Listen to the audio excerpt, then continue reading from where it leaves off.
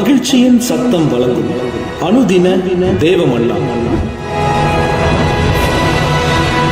Voice of Joy presents Daily Manna by Reverend A. Benedict. Praise the Lord.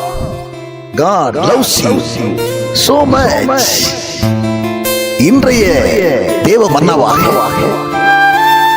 சங்கீத 18 அதிகாரம் 35 வசனம்.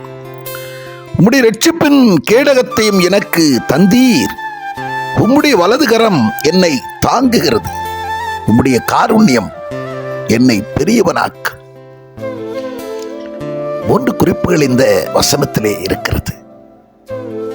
இரட்சிப்பின் கேடகத்தை அவர் தருகிறார், அவருடைய வலதுகரம் நம்மை தாங்குகிறது, அவருடைய காருண்யம் நம்மை பெரியவனாக்குகிறது.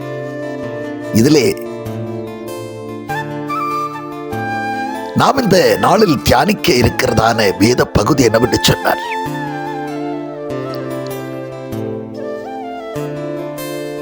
அவர்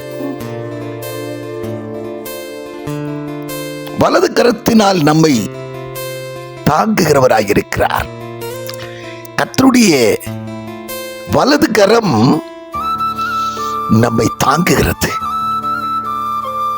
ஆம், தாயின் கருவிலே நம்மை தாங்கினார்.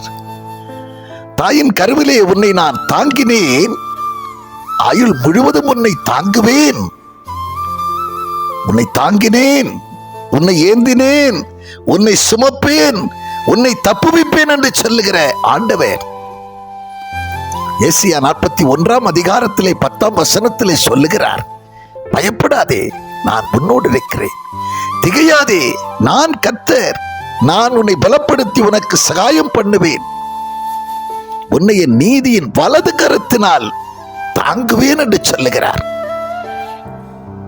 தாங்குகிற தேவன், நம்மை ஏந்துகிற தேவன். அதே அதிகாரம் 13 வசனத்திலே சொல்லப்பட்டிருக்கிறபடியாக உன் வலதுகரத்தை பிடித்து அவர் பயப்படாதே என்று சொல்லுகிறார். நம்முடைய வலதுகரத்தை பிடித்து பயப்படாதே, நான் உனக்கு துணை நிற்கிறேன் என்று சொல்லுகிறார். யாக்கோபு என்னும் பூச்சியே, இஸ்ரவேலின் சுரு கூட்டமே, நீ பயப்படாதே. நீ மற்றவர்களுக்கு ஒருவேளை சிறியவனாய் இருக்கலாம், சின்னவனாய் இருக்கலாம்,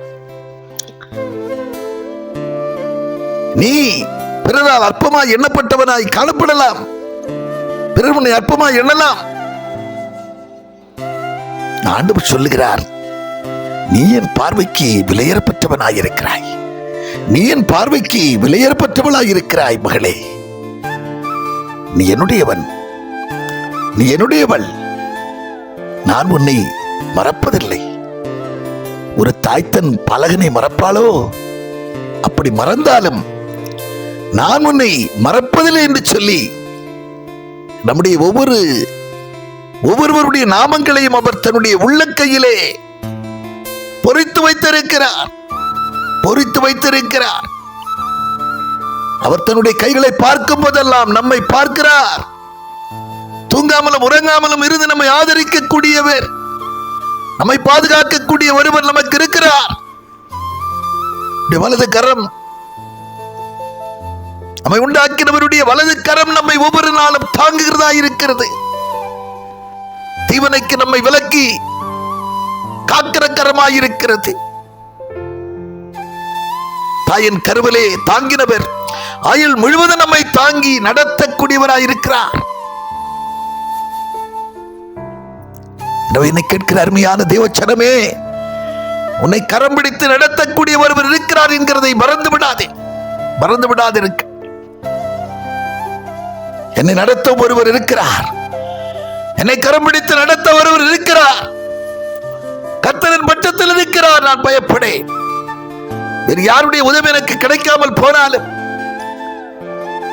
வேறு யார் என்னை கைவிட்டாலும், என்னை கைவிடாதவர், என்னை ஆதரிக்கிறவர், என்னை பராமரிக்கிறவர், எப்போது என் பட்சம் இருந்து என்னை நடத்துகிற, என்னை பாதுகாக்கிற தேவன் என் பட்சம் இருக்கிறதுனாலே நான் பயப்பட வேண்டியதில்லை, நான் யாருக்கும் அஞ்ச வேண்டியதில்லை. கர்த்தருக்குள் உங்களை திடப்படுத்திக் கொள்ளுங்கள். உங்கள் வழி அவருக்கு ஒப்புவித்து அவர் மேல் நம்பிக்கையாயிருங்கள்.